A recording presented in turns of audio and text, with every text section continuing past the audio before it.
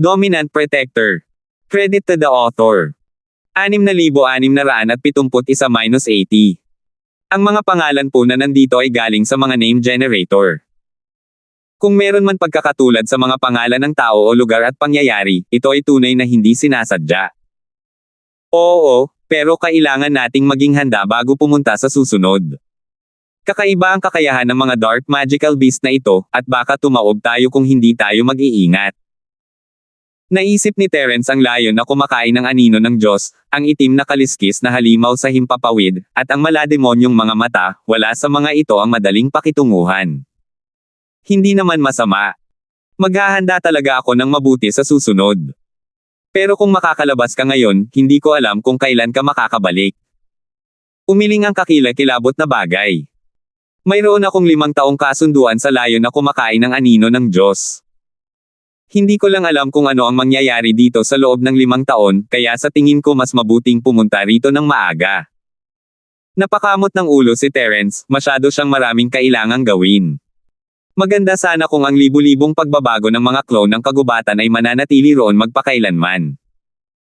Pagkatapos ay makakapaglibot si Terence at makakaasikaso ng iba pang mga bagay. Ang pagkontrol at paggamit ng hangin ng Black-Scaled Airwind Beast ay umabot na sa isang napakagandang antas. Narito ang ilang mga piraso ng alaala tungkol sa pagkontrol ng hangin. Kunin ang mga ito at pag-aralang mabuti. Marahil ay mauunawaan mo ang mana ng kakayahan ng Black-Scaled Airwind Beast at mapapagana ang isang wind attribute spiritual root o kung ano paman. Ang malademonyo ay nagbigay kay Terence ng bahaging kumokontrol sa hangin, habang siya naman ay nanatili sa bahaging may kaugnayan sa kalawakan. Sa kasamaang palad, ang kakayahan sa espasyo at hangin ng halimaw na nakasuot ng itim na baluti ay sarili nitong mga talento. Kaya naman, napakakaunti ng gamit para sa mga piraso ng memoryang ito. Karamihan sa mga ito ay ilan lamang sa mga kaalaman nito. Umiling si Terence sa panghihinayang, magiging kahanga-hanga sana kung mayroon siyang kumpletong kasanayan sa pagkontrol ng hangin. Gayunpaman, wala siyang wind attribute spirit root, kaya hindi niya alam kung magagamit niya ito kahit na naiintindihan niya ito. Gayunpaman, tulad ng sinabi ng multo, paano kung ito ay katulad ng igat ng kidlat dati, at isang bagong espiritual na ugat ang manahin. Kahit na hindi maipasa ang pamana, ang mga nakuha na pamamaraan ng martial arts ay maaaring ibigay kay Huang Xiaotao upang magamit. Anong kumpletong bersyon ang gusto mo? Hindi mo ba alam kung paano ito mahinuha ng mag-isa? Gayon din, maaari mo ring mahinuha ang mga pananaw na ito sa espasyo, at marahil ay makakaisip ka ng ilang kasanayan sa espasyo. Gayunpaman, pag-aaralan ko muna ang espasyo. Maaari mo munang pag-aralan ang mga kasanayang uri ng hangin. Ang sampaang bagay na ito ay nagbigay ng malaking kahalagahan sa spatial perception ng Black Armored Airwind Beast, na maaaring maging malaking tulong sa pag-aaral ng Space Array Flag. May katuturan iyan. Susubukan kong mahinuha kung gayon. Kinurot ni Terence ang kanyang baba at sinimulang pag-aralan ang pagkontrol ng hangin ng halimaw. Kaya mong alamin yan mag-isa. Pag-aaralan ko ang espasyo. Kung mas maaga ko itong maiisip, magkakaroon pa ako ng isa pang trump card sa hinaharap. Tumawag ang multo at umalis para pag-aralan ito. Walang pakialam si Terence sa nangyari, at nag-focus na lang sa mga alaalang iniwan ng halimaw. Paulit-ulit at magulo ito, ngunit mabilis na ibinaon ni Terence ang sarili sa loob nito. Ang elemento ng hangin ang palaging kahinaan ni Terence, gusto niyang makita kung makukuha niya ang mana ng itim na kaliskis na wind beast sa pagkakataong ito.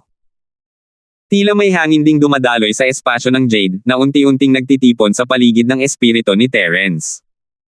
Kasabay nito, nangyari rin ang parehong bagay sa kanyang katawan. Sa kasamaang palad, mabilis na nawala ang sitwasyong ito. Medyo nadismaya si Terence dahil dito, parang hindi niya makukuha ang mana matapos itong isipin. Ang mana ng electric igat ay isang pasibong mana, at hindi na kailangang gumawa ng kahit ano si Terence para makuha ito. Ngunit iba na ngayon, ayaw itong ibigay sa kanya ng itim na kaliskis na halimaw na panghimpapawid, at hindi alam ni Terence kung paano ito gagawin. Hindi kagagawa ni Terence ang hangin, kundi ang enerhiya ng hangin mula sa mga piraso ng alaala ng halimaw. Tila hindi makatutuhanang makakuha ng espiritual na ugat sa pamamagitan ng mana. Gayunpaman, hindi ito nakakagulat. Kung napakadaling makakuha ng espiritual na ugat mula sa hangin, hindi sana ganoon kahalaga si Huang Xiaotao noon. Kailangan niyang humanap ng paraan para makakuha ng isang espiritual na ugat na parang hangin, kahit na ito ay isang ilusyon lamang. Sa espasyo ng Jade, ang isip ni Terence ay nasa Wind Spirit Root, at ang kanyang mga mata ay hindi namamalayang tumingin sa mga bagay na mayroon siya. Biglang may kumislap na ideya. Ang recipe ng tableta.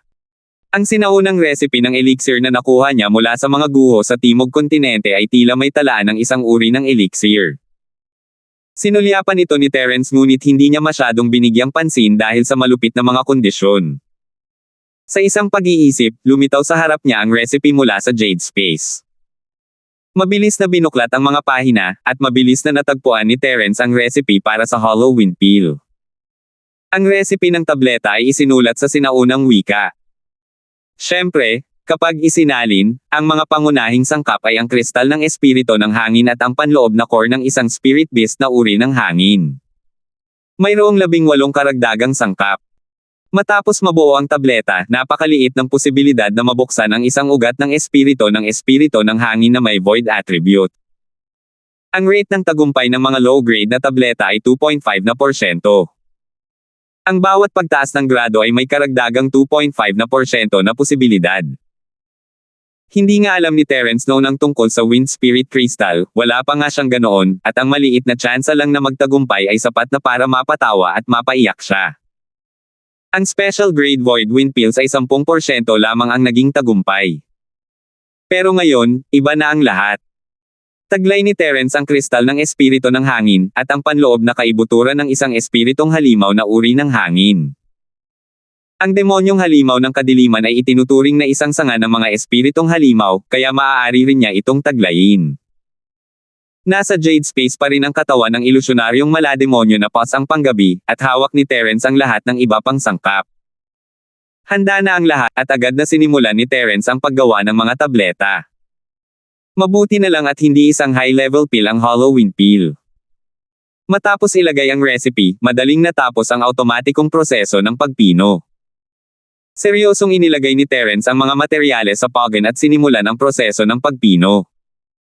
Pagkatapos ng isang oras, ang Hollow Wind Peel ay matagumpay na napino ng walang anumang sorpresa. Nakakuha siya ng kabuoang 3 medicinal pills, isa rito ay may kakaibang grado. Si Jenny ang pinakamagaling. Mas mataas ang posibilidad ng tagumpay gamit ang mga espesyal na Hollow Wind Pills. Hindi napigilan ni Terence na muling mag-thumbs up kay Jenny. Ikinumpas niya ang kanyang kamay at kumuha ng isang tumpok ng pinakamagagandang Wind Spirit Crystals at inilagay ang mga ito sa harap niya bilang panimulang gamot. Pagkatapos, inilagay niya ang Special Class Void Wind Pill sa kanyang bibig at muling pumasok sa estado ng pag-unawa. Habang tumatagal, ang kristal ng espiritu ng hangin sa harap ni Terence ay mabilis na lumiit, naging pinakadalisay na enerhiya ng elemento ng hangin, pumapasok sa kanyang katawan at nagsanib sa Hollow Wind Peel.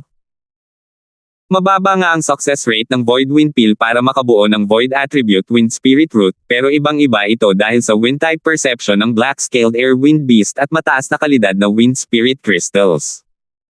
Walang dod ang napakaswerte ni Terence, ang kaliwanagan ng halimaw ay nagbigay sa kanya ng malaking tulong. Kung wala ang bahaging ito ng pag-unawa sa elemento ng hangin, wala itong silbi kahit gaano pa karaming kristal ng Wind Spirit at Hollow Wind Pills ang mayroon siya. Gayun din, kung wala ang Hollow Wind Pill at ang Wind Spirit Crystal sa harap niya, walang silbi kung uunawain lang niya ang wind element. Di nagtagal, isang daloy ng enerhiya ng hangin ang nagsimulang umikot sa mga meridian ni Terence, at muling dumaloy ang hangin sa kanyang katawan. Kumpleto na ang ugat ng Void Attribute Wind Spirit. Hindi pa ito sapat na matatag, pero sapat na iyon para mag-aral si Terence ng martial arts. Matapos mabuo ang ugat ng Wind Void Spirit, nais ni Terence na bigyan ng magandang balita ang multo, ngunit sa paraan ng pag-aaral niya nito, naramdaman ni Terence na kahit ang pagbati sa kanya ay magdudulot ng maraming reklamo. Nagpasya siyang ipikit ang kanyang mga mata at simulang pag-aralan ang wind skill. 6,672. Pagkatapos ng hindi malamang tagal ng panahon. Sa loob ng selyadong silid cultivation, isang malakas na hangin ang nagsimulang umihip, at lalong lumalakas. Sa gitna ng silid cultivation, halos bumuo ito ng isang alimpuyo ng hangin. Kaya sa ganitong paraan, magagamit natin ang lakas ng hangin para makabuo ng isang malakas na atake. Sa silid ng paglilinang, bumalik sa dating posisyon ang diwa ng asensya ni Terence. Biglang dumilat ang kanyang mga mata, at isang masayang ngiti ang sumilay sa kanyang mukha. Mga ngiping nababasag ng hangin, 1,000 hiwa ng talam. Agad na nagbago ang hugis ng hangin sa paligid ng katawan ni Terence. Sa simula, umiikot ito na parang isang vortex, ngunit bigla itong naging libu-libong talam ng hangin na parang wolf fang, na umaatake sa lahat ng direksyon ayon sa kagustuhan ni Terence. Hindi mabilang na maliliit ngunit matatalim na alulong ang umalangaw sa hangin, at ang mga hindi pangkaraniwang bakas ay lumitaw sa lahat ng dako sa hangin. Para silang mga totoong pangil ng lobo na naghahabi, direktang pinupunit ang espasyo. Sige. Sa isang pag-iisip, ginamit ni Terence ang kanyang spirit sense upang kontrolin ang libu-libong Wolfang Windblade sa ere. Huminto ang mga ito at nagpalit ng direksyon, parang isang grupo ng maliksi na isda. Ang ganda!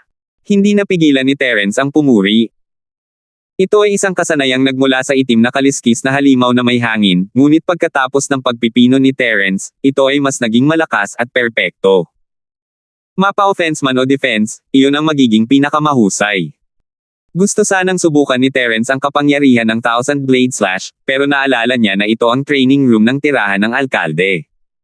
Nakakahiya kung masira ito. Ang libu-libong talam ng Wolfang ay walang nasira sa silid. Lumipad ang mga ito ng ilang sandali bago nawala sa ilalim ng kontrol ni Terence. Para kay Terence, isa itong lubos na sorpresa. Hindi lamang siya mayroong wind attribute spiritual root, kundi mayroon din siyang makapangyarihang wind type martial skill. Magagamit niya ito sa susunod na pagpunta niya sa Windcrack Cave. Kumusta na kaya si Ate Yana? Tara, tingnan natin kung nakapasok na siya sa Great Circle ng orihinal na level. Tapos na si Terence sa mga gamit niya, kaya handa na siyang umalis.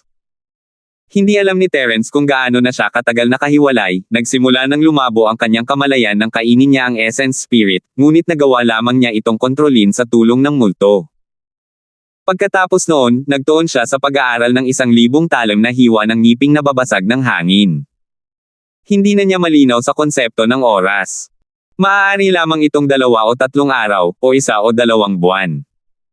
Binuksan niya ang pinto ni Jade, at medyo nakahinga ng maluwag nang makitang walang naghihintay sa kanya.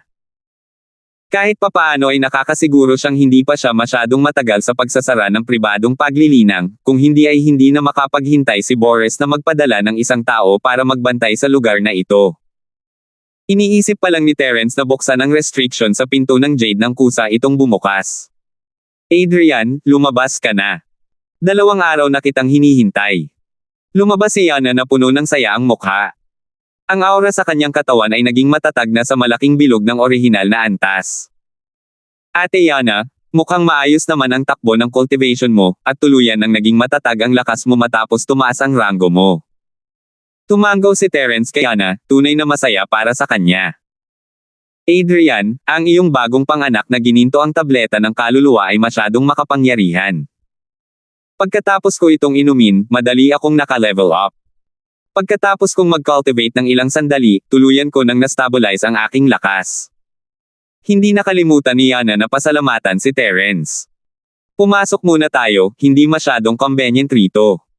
Itinuro ni Terence ang training room ni Yana. Sunod, tutulungan niya si Yana na makaakyat sa mahiwagang yugto ng pag-akyat. Medyo nakakaakit ang pagtayo sa pintuan ng silid ng paglilinang. Sige, bilasan mo at pumasok ka na. Tinapik ni Yana ang noo niya at tumabi, pinapasok si Terence. Ang ayos ay pareho ng sa kwarto ni Terence, at hindi ito masyadong pinagtuunan ng pansin ni Terence. Sister Yana, gaano nakatagal tayo sa closed-door cultivation sa pagkakataong ito? Tanong ni Terence, sabay senadorias na umupo siya. Ngayon lang, sinabi ni Yana na 2 araw na siyang naghihintay sa kanya. Kung idagdag pa ang oras na ginugol niya para makabawi at maging matatag, dapat ay hindi bababa sa 3 o 4 na araw na ang nakalipas. Malamang wala pang 3 hanggang 4 na araw. Adrian, kailangan ko talagang magpasalamat sa iyo sa pagkakataong ito. Hindi ko inakalang gagaling ako ng ganito kabila sa loob lang ng 3 hanggang 4 na araw. Magkaharap na nakaupo sa futon sina Yana at Terence, ipinapahayag ang kanilang taos-pusong pasasalamat. Ate Yana, bakit ang galang mo pa rin sa akin? Talagang tinuring na kitang isang ate. Ikinumpas ni Terence ang kanyang kamay habang nakangiti, hindi naman iyon malaking bagay. Ang swerte ko na magkaroon ng kapatid na katulad mo. Tumawa si Yana at tinapik ang balikat ni Terence, bumalik sa dati niyang masiglang sarili. Kung ibang tao iyon, malamang na magiging lubhang maingat sila matapos malaman ang lakas at kakayahan ni Terence, at hindi na mangangahas na makipag-ugnayan sa kanya ng hayagan. Tanging isang taong tulad ni Yana ang titingin lamang kay Terence bilang isang tao at walang pakialam sa kanyang mga kakayahan o katayuan. Mas malakas na si Terence kaysa sa kanya noong una silang nagkita, at ngayon ay mas malakas na siya ng kaunti. Huwag na natin itong pag-usapan pa. Sister Yana, tutulungan kitang makarating sa profound stage sa susunod. Inumin mo ang Thunder Elixir na ibinigay ko sa iyo dati. Naging seryoso ang ekspresyon ni Terence habang humahabol siya. Adrian, tutulungan mo ba akong makaakyat sa profound? Hindi ka nagbibiro. Imposibleng hindi mo alam na wala akong karapatang gamitin ang mga lightning tribulation points dito. Diretsong tanong ni Yana. Kung kailangan niyang magmakaawa kay Boris, mas gugustuhin ni Yana na huwag munang umusad. Tutal, kakatatag lang niya ng kanyang tugatog na bagong Soul Realm, at lubos na siyang nasiyahan. Ate Yana, huwag kang mag-alala. Nakalimutan mo na ba ang pangalan ko? Adrian, eksperto ako sa paglalaro ng kidlat. Hindi ko na kailangang pumunta sa ibang lugar, kaya ko itong likhain ng mag-isa. Ngumiti si Terence at pinagpag ang kanyang mga daliri. May maliliit na arko ng kidlat na sumasayaw sa kanyang mga daliri. Aba! Sakang cultivator ng elemento ng kidlat. Pero kahit ang isang cultivator ng elemento ng kidlat ay hindi kayang lumikha ng mga kapigatian ng kidlat, hindi ba? Naguluhan si Yana. Hindi naman siya ignorante, at ang mga sinabi ni Terence ay lampas sa kanyang pangunawa. Bagamat bihira ang mga cultivator ng lightning element, hindi naman sila ganap na wala. Hindi pa niya naririnig ang tungkol sa isang cultivator ng lightning element na maaaring magsilbing lightning tribulation point. Ate Yana, kung sasabihin kong kaya ko, kaya ko. Wala ka bang tiwala sa akin? Bahagyang ngumiti si Terence nang mawala ang mga arko ng kidlat.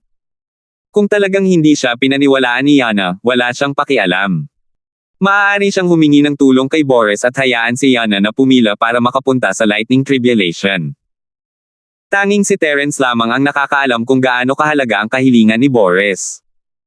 Sa bagay na ito, ang pagkamatay ni Farley at ang pagputol sa pila sa punto ng lightning tribulation ay baliwala. Siyempre naman. Adrian, ikaw na ngayon ang taong pinakapinagkakatiwalaan ko. Biglang tumawa si Yana at inilabas ang Thunder Elixir at nilunok ito. Simulan na natin ngayon. Ha!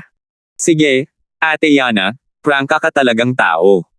Ngumiti si Terence, iniisip na patuloy siyang tatanungin nito. Hindi niya inaasahan na magsisimula siya agad. 6,673.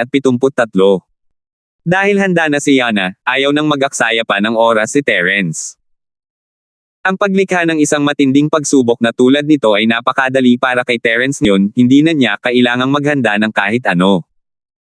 Ang kidlat mula sa kanyang mga selula at ang chi ay nagsanib, na bumuo ng isang bagong uri ng arko ng kidlat na mas malakas pa.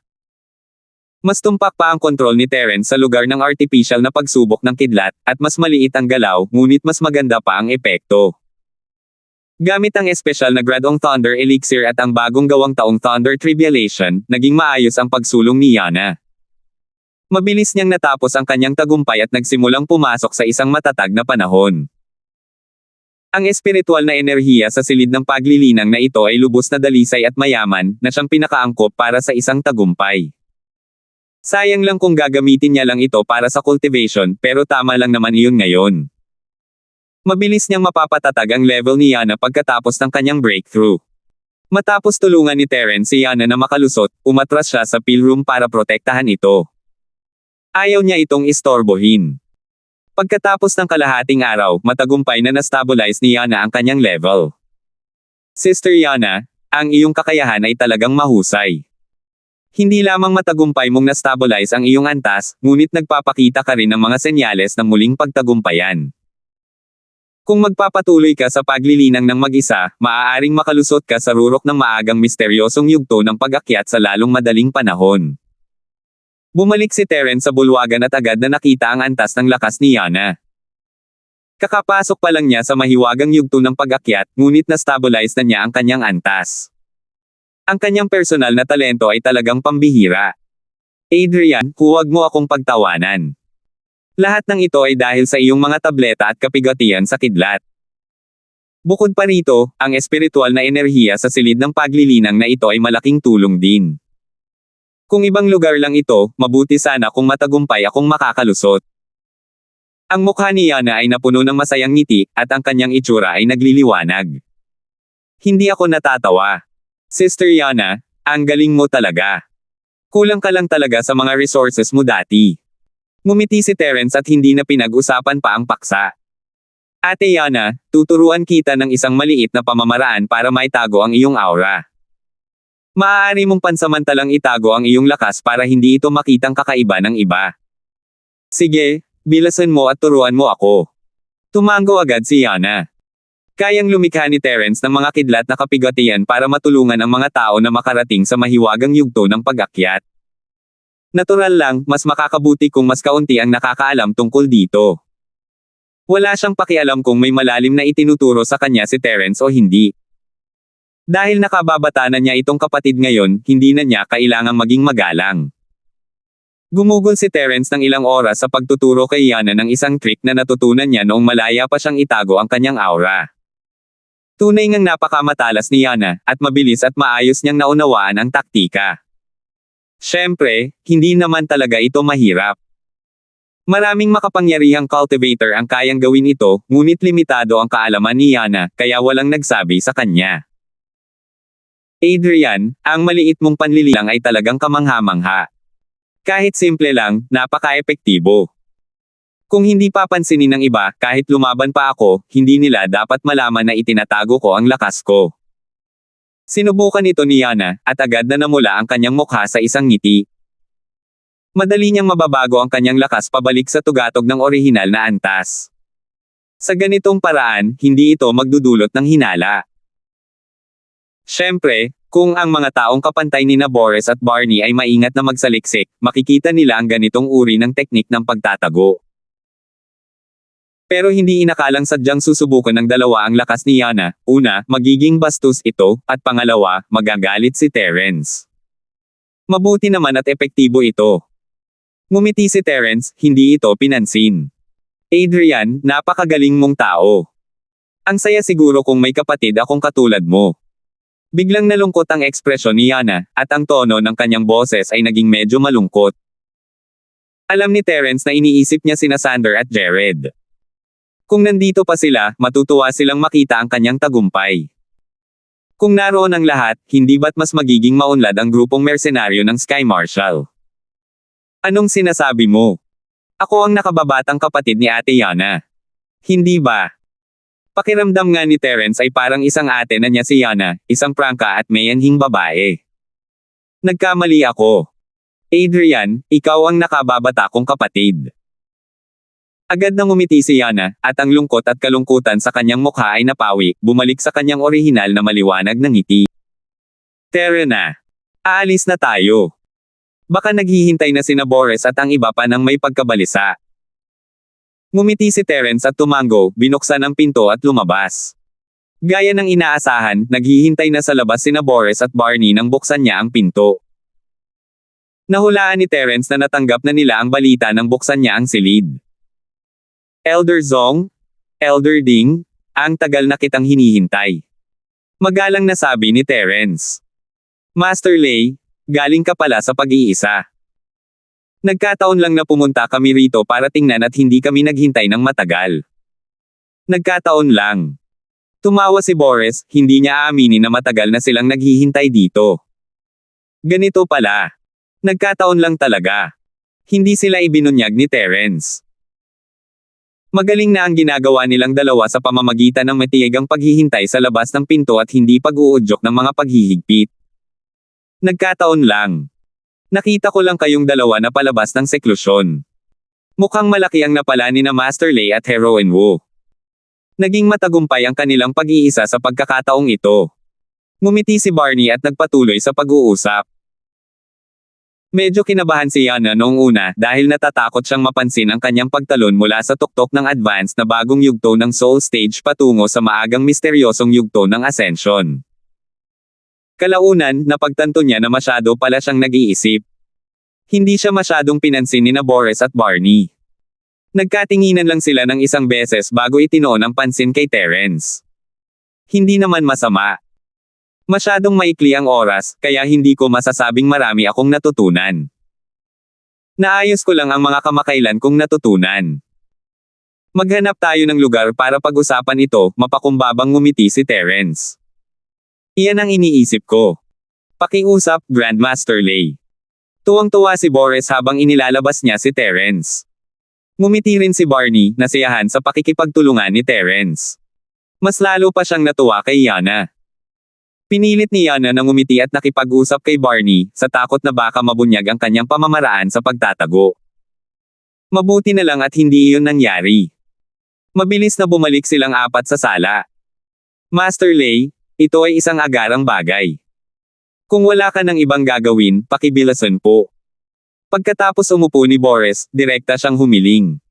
Walang problema. Ibigay mo sa akin ang lokasyon at aalis ako agad. Tumanggaw si Terence. Nagmamadali rin siya, kaya natural lang na magkasundo sila. Master Lay, prangka ka talaga. Pero medyo tago ang lugar na yan at hindi ko maipaliwanag ng malinaw. Mas makabubuti kung sasama ako sa'yo, Master Lay. Nakangiti si Boris, ngunit alam ng lahat ang iniisip niya. Malamang ay natatakot sila na baka magbago ang isip ni Terence sa kalagitnaan ng plano, o baka hindi pumunta si Terence kahit sabihin pa nila sa kanya ang lokasyon. 6,674. Mabuti naman. Sa pagsama sa atin ni Elder Zong, magagarantiyahan ang ating kaligtasan. Kailan tayo aalis? Masayang tumanggaw si Terence, nagkunwaring walang alam. Master Lay, kung wala ka ng ibang kailangang asikasuhin, maaari na tayong umalis. Namula ang matandang mukha ni Boris sa isang ngiti, tuwang-tuwa sa pagiging prangka ni Terence. Oo naman. Tumanggaw si Terence. Agad na tumayo si Boris matapos matanggap ang isang positibong sagot. Humarap siya kay Barney at sinabing, Elder Ding, sasamahan ko si Master Lay. Iiwan ko sa iyo ang sirang lungsod. Mag-ingat ka. Huwag kang mag-alala, Elder Zong. Hindi ako aabala sa Broken City kung nandito ako. Mag-ingat ka sa daan, lalo na sa kaligtasan ni Master Lay. Siguraduhin mo ang kaligtasan niya. Same time na tumanggaw si Barney, hindi nakalimutang ipaalala sa kanya. Tumingin si Yana kay Terence, hindi alam ang gagawin. Ayaw niyang maging pabigat kay Terence kung sasama siya rito, pero ayaw niya rin naman itong iwanang mag-isa. Silang dalawa na lang ang natitira sa grupo ng mga mersenaryong Sierra. Elder Zong, ayos lang ba na sumama sa amin ang kapatid ko? Ayaw iwan ni Terence si Yana, kung kaya niya talagang iwan ang inabando ng lupain, isasama niya ito. Walang problema, syempre walang problema. Dahil tinanggap na ng mersenaryong grupo mo na Sierra ang misyong ito, natural lang na makapagsama si Master Lay ng iba.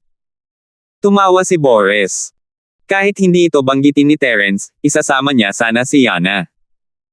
Tutal, isa na si Yana sa mga taong may alam tungkol dito.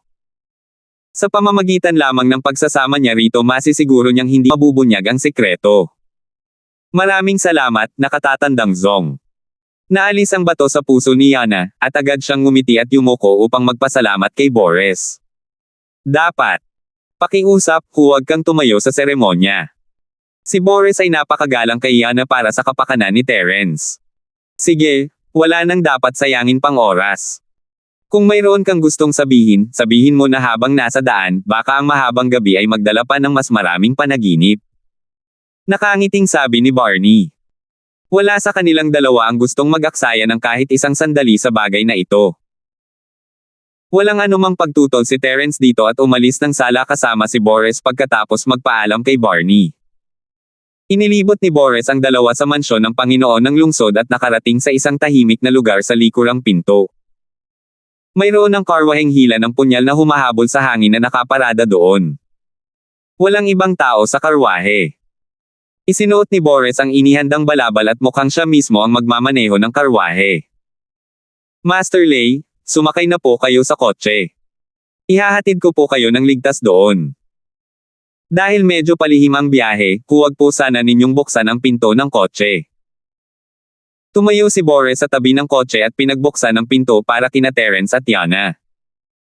Walang problema, pero kailangan kong abalahin si Elder Zong. Naunawaan ni Terence na nagbabantay pa rin si Boris laban sa kanya, ngunit wala siyang pakialam.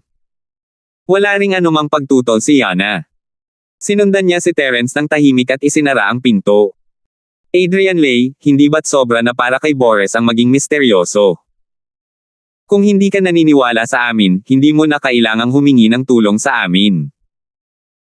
Pakiramdam ni Yana ay ganap na nakahiwalay ang sasakyan sa labas ng mundo at agad na medyo nalungkot. Galit na galit siya para kay Terence. Kung tungkol sa kanyang sarili, wala naman siyang pakialam. Tutal, mahina naman siya at walang may gusto sa kanya saan man siya magpunta. Ayos lang. Nag-iingat lang siya. Napakahalaga ng lugar na iyon. Kung may anumang impormasyong mabubunyag, magdudulot ito ng hindi na maibabalik na pagkalugi. Ngumiti si Terence habang inaalaw si Yana. Naunawaan niya ng husto ang iniisip ni Boris, kaya hindi niya ito masyadong inisip. Mayroong paghihigpit sa pandaman ng espiritu sa loob ng sasakyan, ngunit wala itong pakialam kay Terence at sa molditang iyon. Maaari nilang suriin ang sitwasyon sa labas anumang oras. Dahil lang sa napakabait mo. Kung ibang master level lang yan, sino ang tatanggap ng ganitong klaseng galit? Galit pa rin si Yana, pero prangka siyang tao. Hindi alintana ni Terence, kaya hindi niya ito pinansin. Ate Yana, dapat mo pa ring ipagpatuloy ang paglilinang. Wala naman akong gagawin. Maglilinang muna ako sandali. Ayaw nang ituloy ni Terence ang paksang ito. Dalawang sunod-sunod na antas ang itinaas ni Yana, at isa sa mga ito ay isang malaking tagumpay. Nasa gitna na siya ngayon ng cultivation, kaya hindi na siya tumutol at pumasok na sa kanyang cultivation state matapos sumang-ayon. Medyo matatag ang karwaheng ito at walang anumang paga. Walang problema sa cultivation, ngunit ang konsentrasyon ng espiritual na enerhiya ay iba sa cultivation room. Nakaupo rin si Terence nang nakakross ang mga paa, ngunit hindi siya nagkultiba. Sa halip, ipinadala niya ang kanyang espiritu upang obserbahan ang labas ng mundo. Ayaw niyang malaman ang direksyon o posisyon ni Boris, ngunit ginawa niya ito upang matiyak ang kanyang kaligtasan. Napakadelikado ang makulong sa karwahe ng walang alam tungkol sa labas ng mundo. Sino ang mag-aakala kung lilito ang banal at nakatagong mga matang demonyo anumang oras? Walang dapat ikatakot si Terence sa Broken City dahil maraming mga amo sa lungsod at magagamit niya ang depensibong pormasayo ng lungsod upang harapin ang mga nakatagong banal na mata ng demonyo. Si Boris ay isang eksperto sa pagwasak sa karagatan sa maagang yugto, ngunit malamang na wala siyang pagkakataon laban sa mga nakatagong mata ng demonyong Ares class.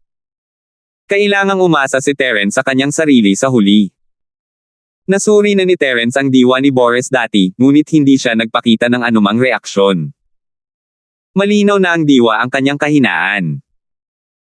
Laban sa banal at nakatagong mga matang demonyo, agad na mamamatay si Boris kung wala siyang mahusay na panlaban na may banal na sentido, lalo na kung mananalo.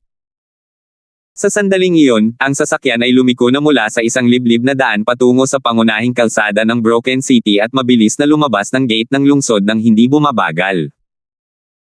Hindi pinigilan ng mga gwardya ang sino man na umalis sa lungsod, kaya hindi na kailangang ibinyag ni Boris ang kanyang pagkakakilanlan. Pagkaalis ng lungsod, ang batang kabayo na humahabol sa hangin ay tumakbo ng buong bilis. Kahit na humihila ito ng karwahe, kasing bilis pa rin ito ng kidlat. Sinabi sa kanya ng pandaman ni Terence na walang iniwang bakas ang karwahe, hindi niya alam kung paano nito nagawa iyon, pero kahit may sumusunod sa kanila, hindi nila malalaman kung saan sila pupunta. Matapos makapasok sa kabundukan ng Yinduan, ang hanging humahabol sa bilis ng batang kabayo ay hindi bumagal. Tinawid nito ang mga bundok na parang nasa patag na lupa. Ang karwahe sa likuran nito ay napanatili rin ang lubos na katatagan. Ang antas ng kaginhawahan ay maihahambing sa isang high-speed na tren. Pagkatapos ng isang oras sa kabundukan, napansin ng pandaman ni Terence ang isang itim na anino na lumilipad patungo sa kanya mula sa gilid. Sumipol ito, tinutukan ang karwahe. May palihim na pag-atake. Nagulat si Terence at handa na sanang harangin ito, ngunit nauna nang kumilos si Boris. Isang manipis na anino ng letigo ang lumikha ng isang malutong na tunog at agad na tumama sa gilid ng itim na anino. Ang marahas na kapangyarihan ay nakonsentre sa isang punto at sumabog. Malinaw na nakita ng pandama ni Terence na ang itim na anino na tinamaan ng letigo ay agad na nabasag at ang marka ng letigo ang nasa gitna. Ang mga kalat na nalikha ay tuluyan ding nahiwalay at naging mga basag na bato sa lupa. Lumabas na isa itong bato sa bundok na kasinlaki ng gilingang bato na inihagis ng isang tao. Kung nataman nito ang karwahe, dahil sa puwersa ng chi na bumabalot sa bato, tiyak na nabaliktad ito, at kahit na maprotektahan ni Terence si Yana, mangangailangan ito ng maraming pagsisikap. 6,675. Tulad ng inaasahan, dumating pa rin siya. Kumunat ang noo ni Terence. Nahuli na ng kanyang espiritu ang umaatake, si Jared pala iyon, na may nakatagong malademonyo at banal na mga mata. Sa labas, pinahinto na ni Boris ang kanyang batang kabayo na hinahabol ng hangin. Buong pagmamalaki siyang nakatayo sa ibabaw ng karwahe at tumingin sa direksyon ng bato sa bundok. Sino ang nandyan?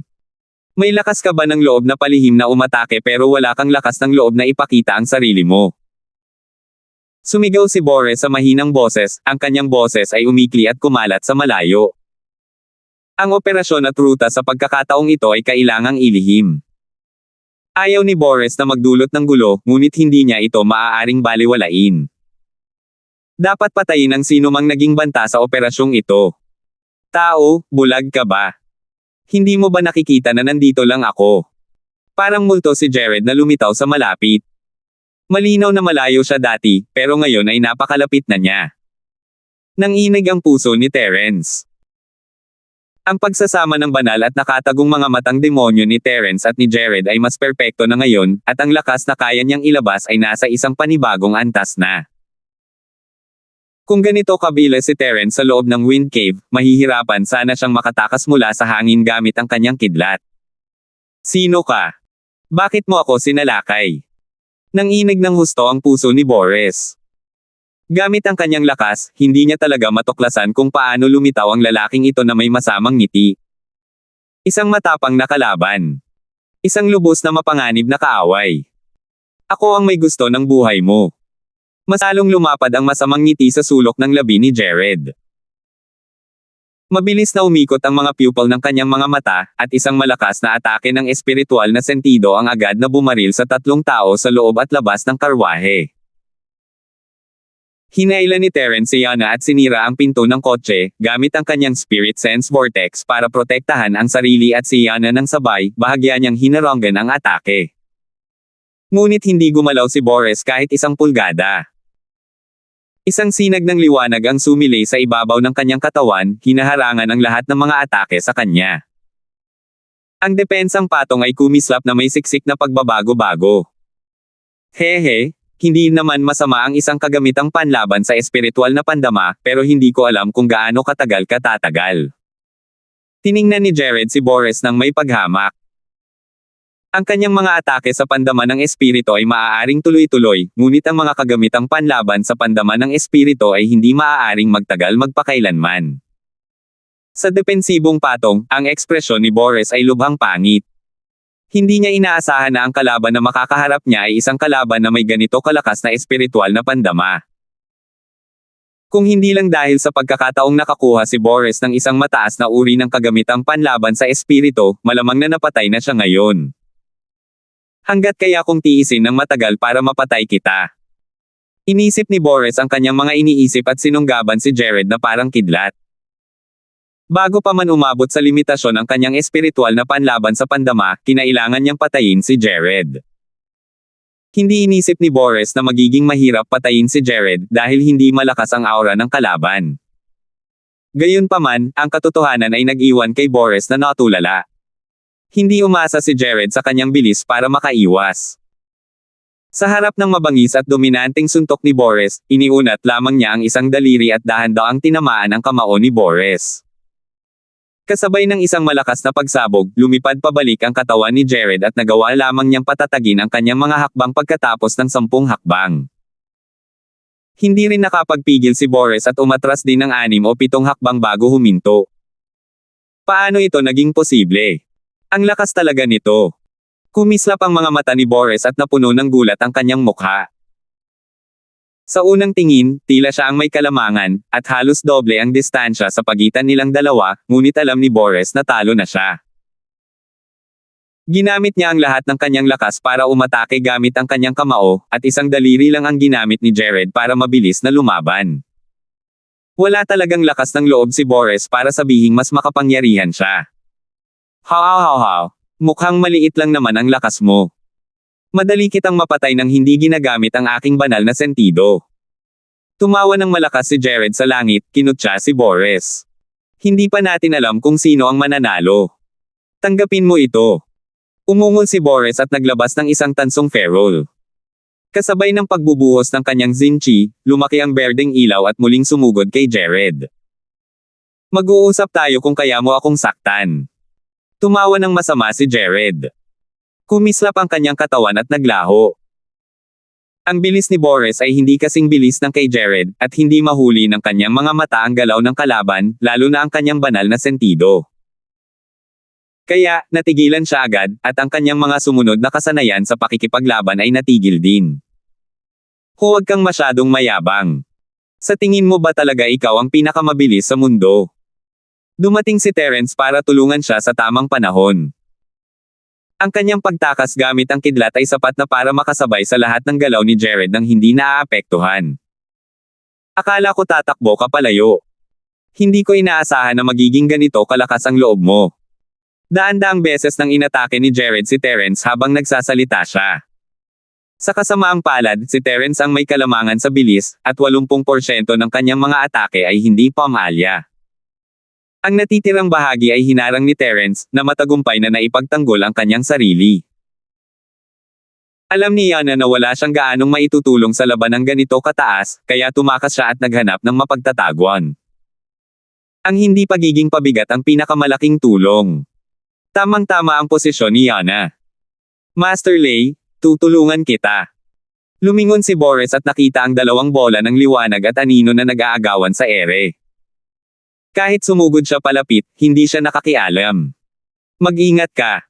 Ayokong aksidente kang mapatay. Kalmado ang ekspresyon ni Jared habang tinutokso niya si Boris. Sa kabilang banda, nakaramdam si Terence ng matinding pressure, mayroon pa ring malaking agwat sa pagitan ng kanilang lakas. Malalaking salita.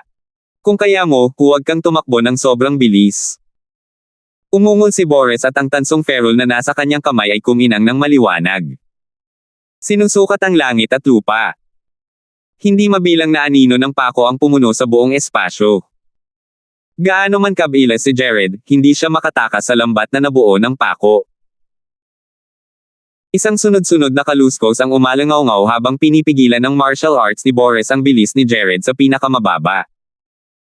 Ha, napakasimple mo lang talaga. Kampante si Boris na tumawa, at ang liwanag ng feral ay lalong lumiwanag habang patuloy niyang inaatake si Jared. Biro naman. Akala ko mas malakas siya. Guwapo lang pala siya at hindi naman talaga nagbabanta. Bagamat inatake si Jared ng maraming insekto, hindi naman nasugatan ang kanyang katawan. Ang mga feral ay siksikan kaya't upang ituloy ang isang lugar ng epekto ng pag-atake, ang kanilang kapangyarihan ay natural na hindi kasiya siya. Hindi kailangang harangan ito ng espesyal ni Perjewang at hindi siya masasaktan. Masyado kang walang kwenta. Lumitaw ang malamig na boses ni Terence sa likuran niya habang ibinabato niya ang super pill firebomb sa likuran niya. Kapag nataman, kahit ang layo na kumakain ng anino ay kailangang lumuhod, hindi pa kasama ang banal at nakatagong mga matang demonyo na si Jared. Gayunpaman, hindi siya tinamaan ng atake ni Terence. Agad siyang umiwas matapos maramdaman ang atake ni Terence. Nang sumabog ang super pill firebomb, bahagya lamang naapektuhan si Jared ng aftershock, ngunit hindi ito nagdulot ng anumang pinsala. Sa tingin mo ba matatalo mo ako sa pamamagitan ng pagsasanib puwersa? Masyado kang inosente. Mayabang nang umisi si Jared habang binibilasan niya ang pagtakbo. Nasaksihan na ni Jared ang atake ng tansong feral, at hindi na ito epektibo. 6,676. Masyadong mahina ang matandang si Boris. Wala talagang lakas ang kanyang offensive martial technique. Hindi man lang niya kayang lampasan ang depensa ni Jared. Isa ba siyang peking si Splitter Stage Cultivator? Minura ni Terence ang sarili. Akala niya ay magkakaroon sila ng kalamangan kung makikipagtulungan sila sa isang si Rift Master, ngunit hindi niya inaasahan na hindi man lang mapipigilan ni Boris si Jared. Mamatay ka! Sa sandaling ito, si Boris ay labis ding nahihiya at nagdamdam. Kinailangang iwasan ni Terence ang atake ni Terence, ngunit tuluyan itong binaliwala. Isa itong malaking kahihiyan. Umungol si Boris at nag-activate ng isang bagong martial skill. Walang ibang pagpipilian si Boris.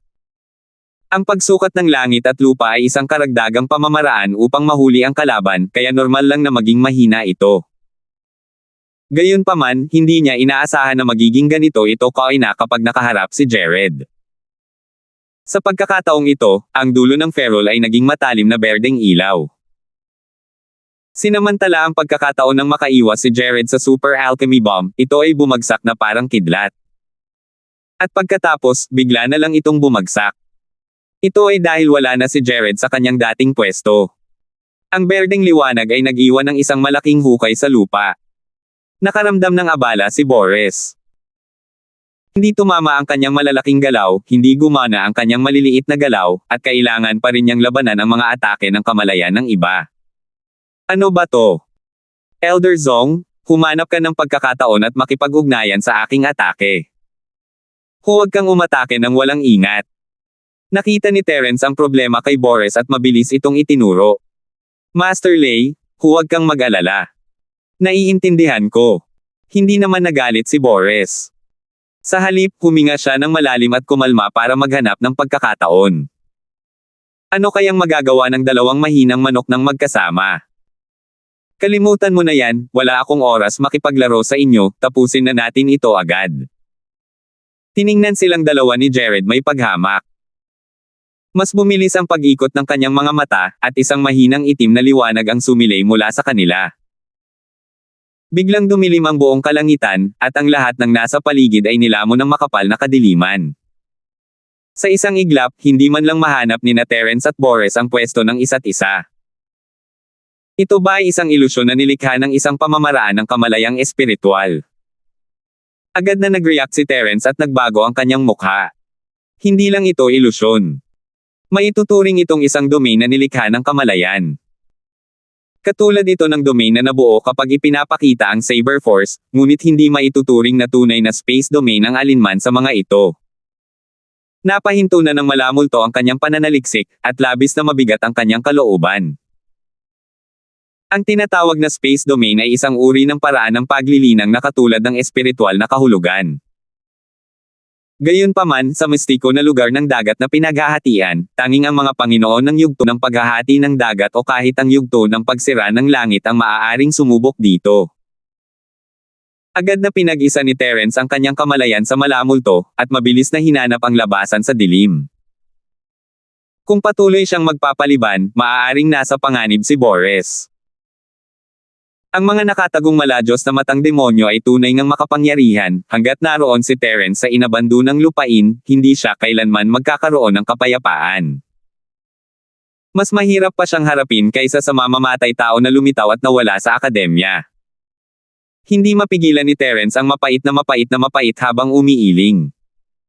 Ganito kalakas ang bawat isa sa mga Dark Demon Beast. Kung talagang lalabas sila, ilang tao kaya ang makakalaban nila? Mag-focus ka, huwag kang magambala. Ungol ng malademonyo. Bihira siyang maging ganito kaseryoso, at kahit alam niyang kayang hatiin ni Terence ang atensyon nito, hindi niya maiwasang ipaalala rito. Hindi na nagsalita pa si Terence at nag-focus na lang sa paghahanap ng mga kapintasan ng malamulto. Hindi pa inaatake si Terence, marahil dahil nakatuon si Jared kay Boris. Gayunpaman, ang kapayapaang ito ay tumagal lamang ng maikling panahon bago nagliwanag ang pulse Ares ng Diyos sa kanyang pulso na may pandepensang ilaw. Kaiba sa mga banayad at siksik na atake ng kamalayang espiritual, ang atake sa pagkakataong ito ay malakas at medyo simple, kaya't nagawang ipagtanggol ng God Tamer Bracelet ang mga ito sa tamang oras. Mukhang nasa problema na si Boris. Nanigas ang puso ni Terence nang pinakawalan niya kanyang apoy na pumalibot sa kanyang katawan. Gayunpaman, sa pagkakataong ito, ang consciousness Spellfire na whirlpool ay walang gaanong epekto. Ang kadiliman na nasa lahat ng dako ay hindi isang bagay na kayang harangan ng consciousness Spellfire na whirlpool. Ang God Tamer Bracelet ay patuloy na kumurap, at hindi nagtagal ay naabot nito ang pinakamataas na limitasyon ng depensa nito. Paliitin mo ang iyong Spellfire Whirlpool at protektahan ang iyong dagat ng kamalayan. Sumigaw ang malademonyong bagay, at agad na binawi ni Terence ang apoy na nag-aalab pabalik sa kanyang dagat ng kamalayan. Bumalatang walang katapusang kadiliman, ngunit hindi madaling makapasok sa dagat ng kamalayan ni Terence. Senior Ghost, ang mga nakatagong mata ng banal na demonyo ay masyadong makapangyarihan. Hindi tayo maaaring basta na lang magtanggol ng ganito. Pawis na pawis ang likod ni Terence. Siya at ang kamalayan ng molditang nilalang ay pinigilan ng mga nakatagong matang demonyo. Hindi pa ito nangyari noon. Huwag kayong maingay at magpatuloy kayo sa paghahanap. Hindi tayo maaaring magpanik ngayon. Medyo kinakabahan din ang malademonyo. Ang kapangyarihan ng banal na pandama ng mga nakatagong mata ng mga demonyo ay lumampas din sa kanyang inaasahan. Kung ang sumpang ito ay nasa tugatog na ng kanyang kakayahan, hindi siya matatakot sa banal at nakatagong mga mata ng demonyo, ngunit ngayong nahulog na ang tigre sa araw, kahit sila ni Terence ay walang kapantay para sa banal at nakatagong mga mata ng demonyo. May isip lamang ng isa kung gaano nalungkot ang marangal na nakatatandang Asher Dragon nang siya ay napigilan ng isang Darkness Magical Beast. Senior Ghost, ang Whirlpool Consciousness Fire Peel ay hindi natatagal ng matagal. Mapait din ang nararamdaman ni Terence.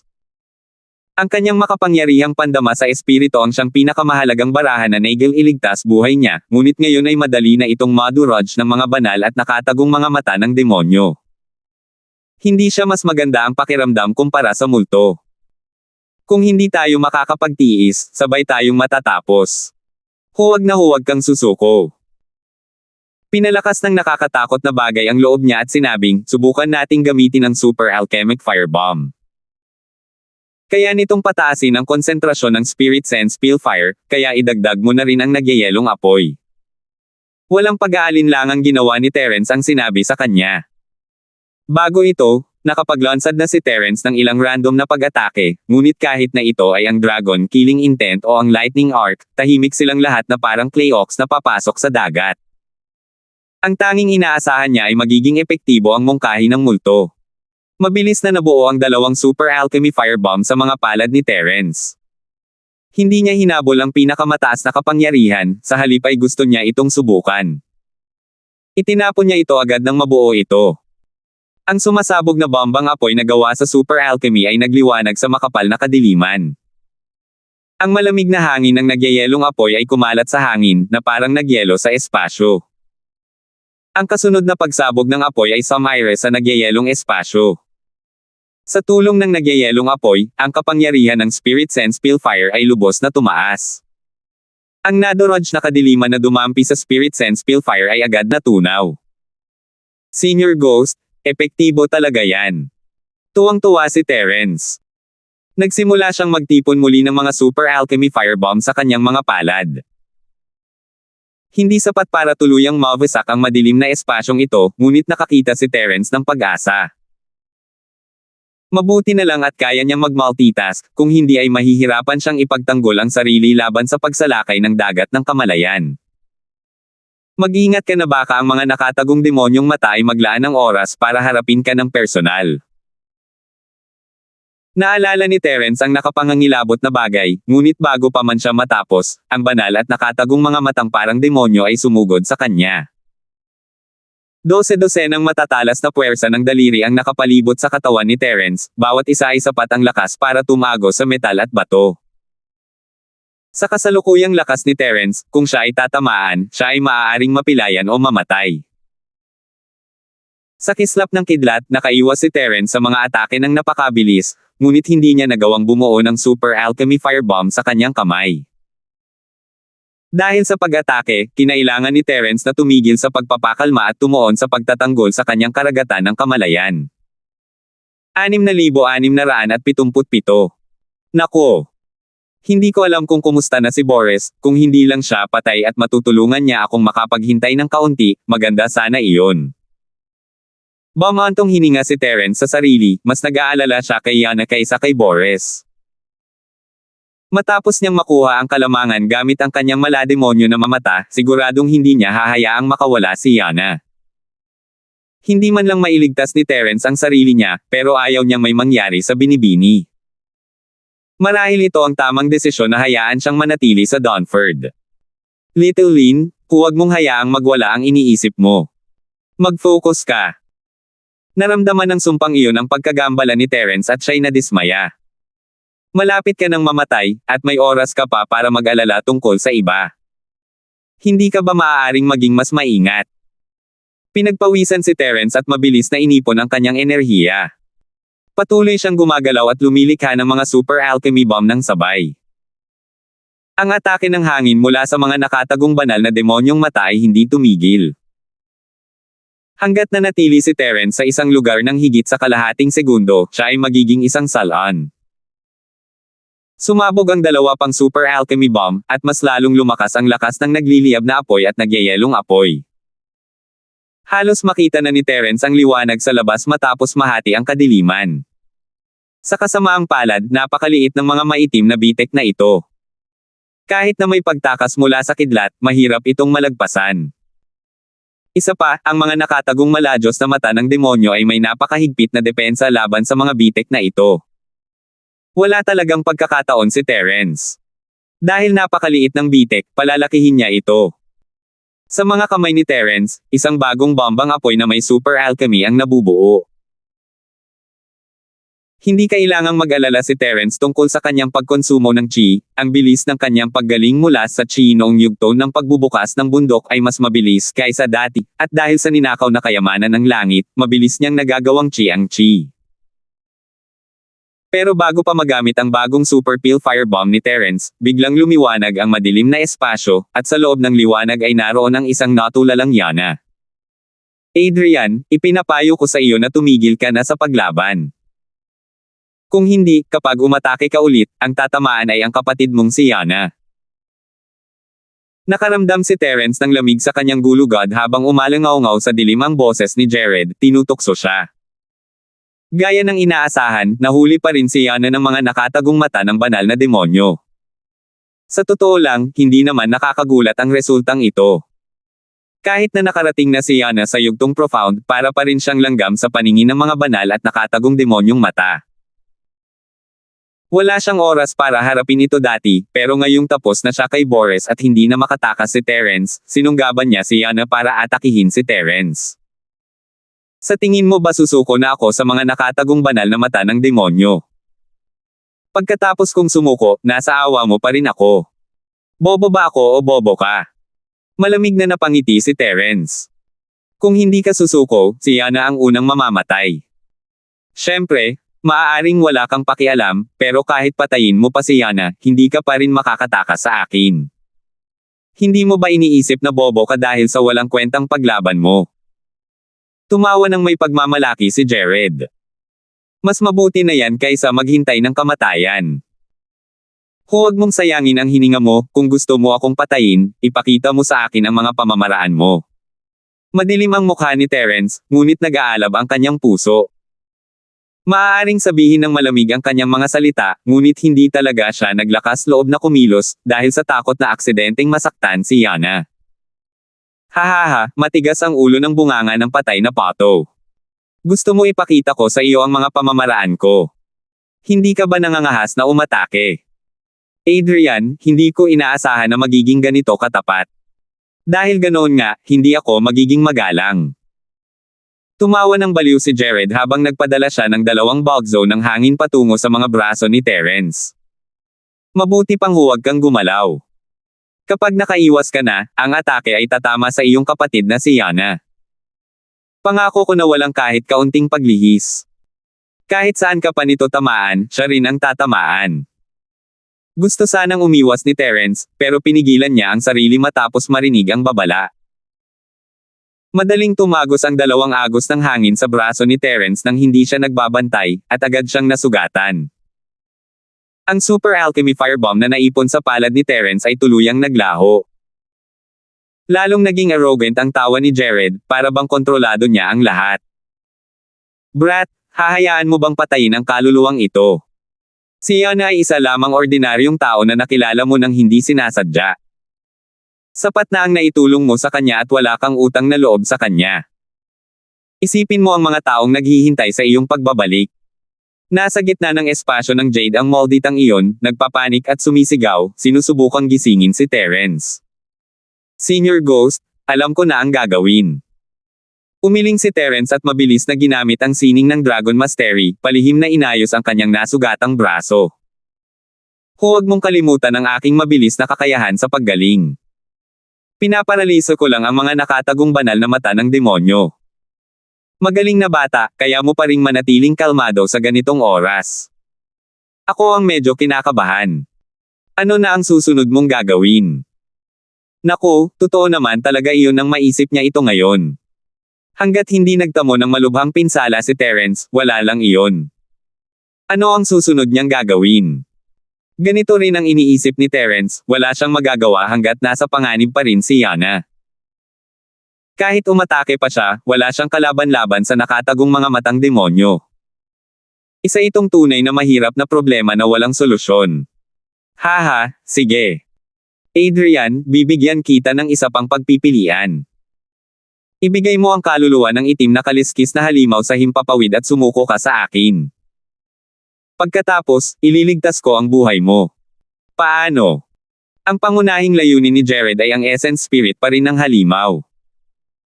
Kung tungkol naman sa kung siya ay tapat o hindi, malamang ay hindi niya alam. Tutal, wala naman siyang silbi sa isang taksil na tagalabas na tulad ni Terence. Bitawan mo muna si Ate Yana at makapag-usap tayo tungkol sa ibang mga bagay. Nasa kamay mo na rin naman ako, kaya bakit ko pa pahihirapan ang isang mahinang babae? Mahinang sabi ni Terence, halos gumaling na ang pinsala sa kanyang braso. Gayunpaman, hindi niya gumaling ang kanyang mga panlabas na sugat, kaya mukhang sira-sira pa rin ang mga ito. Sa ganitong paraan, mas madali para sa kanya na linlanggan ang banal at nakatagong mga matang pang-demonyo. Tumigil ka na nga. Panahon na ba para itaas mo ang mga kondisyon mo? Kung hindi ka papayag, mamamatay kayong lahat. Hindi man lang nahulog ang loob ng mga nakatagong demonyong mata sa panlilinlang na ito, at kasabay nito, dalawa pang hangin mula sa daliri ang pinaputok. Sa pagkakataong ito, ang target ay ang mga binti ni Terence, isang galaw na hindi maiiwasan. Nagngingit-ngit si Terence at nagtiis, dalawang madugong butas ang lumitaw sa kanyang kaliwa at kanang binti. Nanghina ang mga binti ni Terence, at bumagsak siya sa lupa. Kinailangan niyang itago ang kondisyon ng kanyang braso, kaya muntik na siyang matamba sa lupa nang umupo siya. Ang pag-arte na ito. Kahit ang multo ay gustong sabihin na kapag ginawang malaking pelikula ang bodyguard ng paaralan na si Belle, hindi na nila kailangang humingi ng tulong sa iba para umarte, pwede na lang gumanap si Terence bilang sarili niya. Adrian, huwag kang tumanggi sa isang toast para lang uminom ng forfeit. Kung susuko ka at palalayain ang kaluluwa ng itim na kaliskis na halimaw ng hangin, hindi kita aapihin. Hindi alam ni Terence ang sasabihin, at hindi rin alam ni Terence ang gagawin. Sa totoo lang, hindi pa rin niya alam kung saan ikinulong ni Terence ang espiritu ng halimaw. Kung alam niya, malamang napatay na niya si Terence. 6,678. Ha! Naninindigan ko pa rin ang mga sinabi ko. Hayaan mo na si Ate Yana at pag-usapan natin ang lahat. Kung hindi, kahit patayin mo pa ako, hindi mo makukuha ang gusto mo. Ngumiti si Terence habang pinipilit ang sarili na umupo. Malapit nang gumaling ang pinsala sa kanyang binti sa maikling panahon na ito. Gusto lang ni Terence na magkaroon ng kaunting oras at magpakawala ng mas maraming sugat sa kanyang katawan para patuloy niyang maparalisa ang kanyang mga nakatagong malademonyo na mata. Hihintayin niyang bumaba ang depensa ng lalaki at lumitaw sa harap niya, iyon ang pinakamagandang oras para gumanti siya ng atake. Ayos lang, may oras ako. Dahan-dahanin ko na lang. Tumawa si Jared at nagpadala ng 2 pang puwersa sa daliri. Sa pagkakataong ito, ang target ay ang kaliwa at kanang balikat ni Terence. Hindi ito nakamamatay, ngunit sapat na ito para lalong mawala ang kanyang lakas sa pakikipaglaban. Hindi man lang sinubukang umiwas ni Terence, hinayaan niyang dumampi ang hangin sa kanyang katawan. Natamba siya sa lupa ng patiwarik, ilang beses na nagpumiglas bago siya makaupo. Ang duguan niyang paglabas ay talagang nakakalungkot. Ganun pa rin ang sinabi ng Moldy Tangyun, Best Actor. Adrian, huwag mo akong alalahanin. Kaya mo nang umalis ng mag-isa. Hindi alam ni Yana kung bakit, ngunit nang bigla niyang makita ang mukha ni Terence, umagos ang mainit na luha sa kanyang mukha habang sumisigaw. Sila na lang ni Terence ang natitira sa buong grupo ng mga mersenaryong Sierra, at ayaw niyang makitang mamatay sa harap niya ang nag-iisa niyang kapareha at kapatid. Hahaha, gusto niya talagang umalis, pero pwede ba? Isa na lang siyang kaawa-awang bulate ngayon. Yana, mas mabuting hikayatin mo siyang sumuko agad.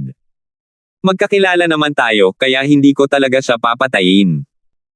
May bahid ng pangungutya ang boses ni Jared, halatang siya ang nag-ayos para makita ni Yana si Terence sa ganitong kalagayan.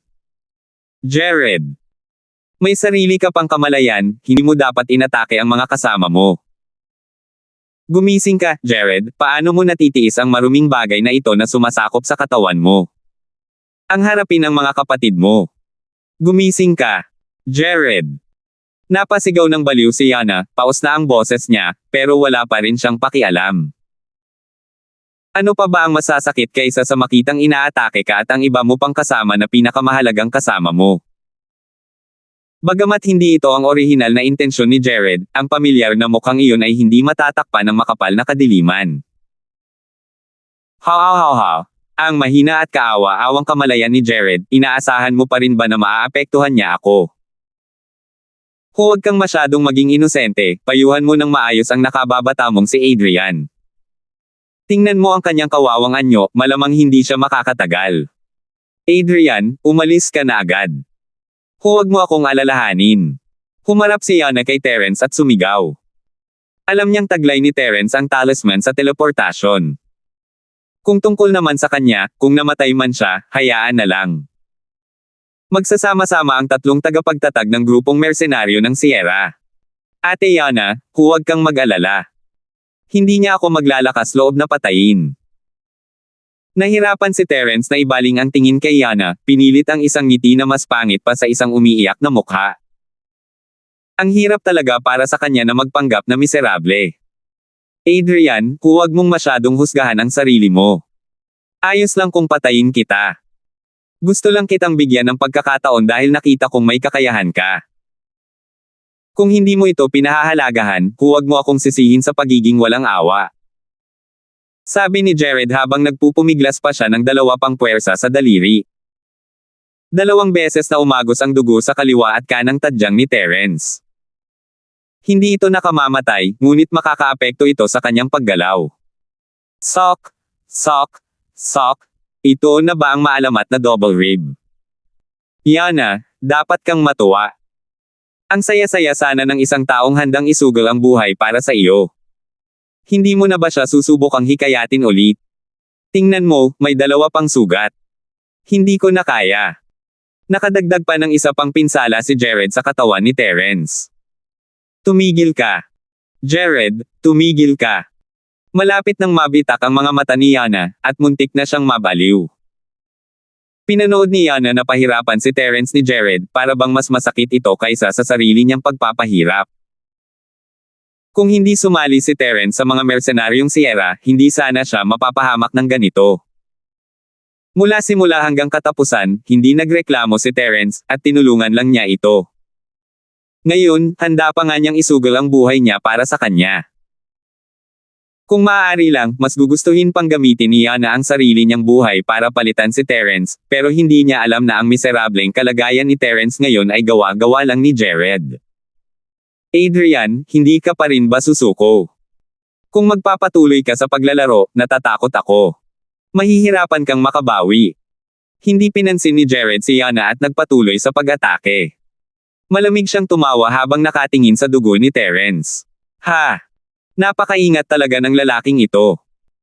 Nasa ganitong kaawa-awang kalagayan na ako, at hindi pa rin siya nagpapakita ng sarili. Senior Ghost, matutukoy mo ba ang posisyon niya batay sa mga pag-atake niya? Walang magawa si Terence, iisa lang ang pagkakataon niyang palihim na umatake. Kung mabaygo siya, mabibigo talaga siya. Napakatigas mo talaga. Dahil ayaw mong sumuko kahit mamatay ka pa, tutuperin ko ang hiling mo. Wawasakin ko muna ang pisikal mong katawan, pagkatapos ay kukunin ko ang iyong sinaunang espiritu at gagawing kalat ang iyong kaluluwa para hindi ka na muling magkatawang tao. Nagbanta si Luis gawain sa napakataimtim na tono na para bang bukas siya sa talakayan. Pero bago pa man siya matapos, 12-12 ng mga atake na ang nakatutok kay Terence. Kapag tumama na ang mga ito, mamamatay na si Terence. Bumantong hininga si Terence sa sarili, lahat ng sakit at pagdurusa na pinagdaanan niya ay walang saysay. Imposibleng maupo na lang siya roon at maghintay sa kamatayan. Gayunpaman, sa sandaling umiwas siya, makikita ni Jared na peke ang kanyang mga pinsala. Sabi ko, tumigil ka.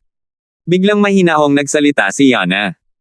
Agad na naglabas ang kanyang katawan ng isang patong ng liwanag, at sa loob ng liwanag, nagbago ang kanyang buong aura. Kumurap si Terence at sumuko na sa ideya ng pag-iwas. Nagpatuloy siya sa pag-arte na parang patay sa lupa. Ito ay dahil ang atake ni Jared ay tumigil din sa ere sa sandaling ito, hindi makaabante kahit isang pulgada. Anong nangyayari? Nabigla si Jared. Tila pinipigilan ng isang di nakikitang puwersa ang kanyang pag-atake, at ang pinagmumulan ng puwersang ito ay si Yana. Banal na nakatagong mga matang demonyo. Jared. Karapat-dapat kang mamatay. Dahan daw ang sabi ni Yana habang itinataas ang kanyang ulo.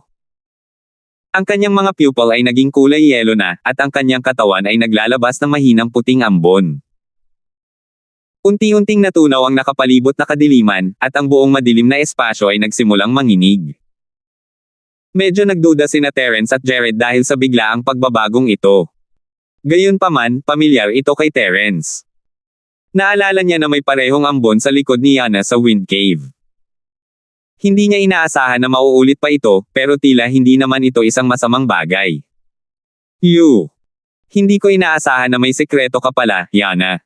Kaninong aura ito? Sa papalubog na dilim, dahan-daang nabunyag ang figure ni Jared. Sa kanyang mukha, may isang nasasabik at mapaglarong masamang ngiti, na para bang nagkaroon siya ng malaking interes kay Yana. Hindi na pinansin ni Jared si Terence. Wala na siyang pakialam sa mga pinaikling atake sa hangin, hinahayaan na lang niya ang mga ito na maglaho ng kusa. 6,679. Mga nakatagong demonyong mata.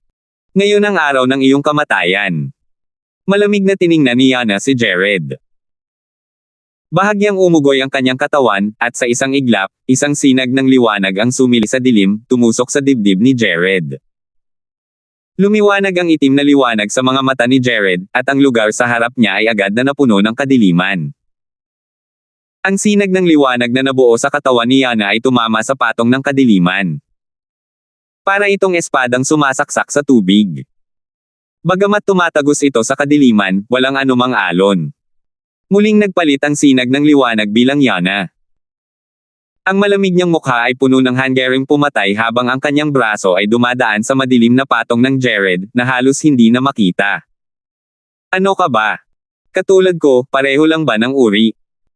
Kalmadong sinuri ni Jared si Yana, hindi seryoso ang atake nito. Mga nakatagong demonyong matang yan, wala kang kwenta. Sino ba ang katulad mo? Mapunta ka sa impyerno. Walang pakialam na sabi ni Yana. Naipon ang liwanag sa kanyang palad at tumama sa dibdib ni Jared. Sa kasamaang palad, sa bahagyang pag-ugoy ng kanyang katawan, madaling naiwasan ni Jared ang atake na napakalapit sa kanya. Hindi naman masama ang lakas mo, pero sayang at hindi ka pa lubusang nagising, at napakababa ng antas ng iyong fusion. Kung ako sa iyo, magpapatuloy ako sa paghiga ng ilang sandali at unti-unting gigisingan ang iyong fusion. Maging sakop ko. Tutulungan kita. Sinimulan silang hikayatin ni Jared na sumuko dahil sa nakagawian, ngunit hindi niya masabi kung talagang iyon ang iniisip niya. Masyado kang walang kwenta. Kapag namatay ka, magiging malinis ang mundo. Malamig na tumawa si Yana. Lumaki ang ambon sa paligid ng kanyang katawan at lalong lumiwanag ang liwanag na kanyang inilalabas. Lumitaw na ang maliliit na bitek sa madilim na espasyo. Bahagyang nagbago ang ekspresyon ni Jared. Hindi niya kayang kalkulahin ang sitwasyong ito. Lumalakas ang lakas ni Yana, kaya natural na lumalakas ang banta na idinulot nito sa kanya. Sa isang iglap, napagdesisyonan na ni Jared na hindi na niya maaaring maliitin si Yana kaya kinailangan niya itong patayin.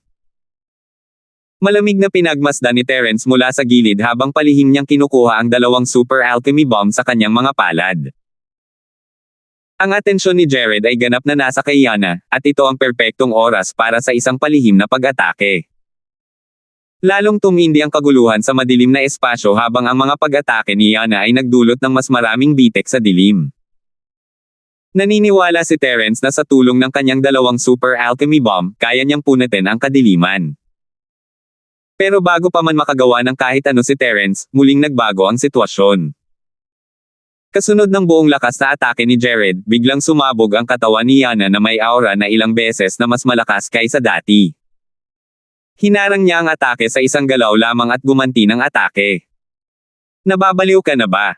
Sinusunog niya talaga ang sarili niyang sinaunang espiritu. Kahit manalo ka, hindi ka makakaligtas. Kailangan pa bang lumaban ng ganito kat hindi para sa host mo? Nagulat at nagalit si Jared. Kung hindi ako mananalo laban sa iyo, mamamatay pa rin ako. Kung ganoon, mas mabuting hilahin na lang kita pababa kasama ko. Malamig na tumawa si Yana. Hindi niya alam kung kamalayan ni Yana ba iyon o kamalayan ng ibang tao. Baliw. Ayokong makipag-usap sa'yo ng walang katuturang bagay. Nawala ang masamang ngiti sa mukha ni Jared, napalitan ng kaunting takot. Kanina lang, kontrolado na niya ang lahat, pero sa sumunod na sandali, kakaiba na ang lahat.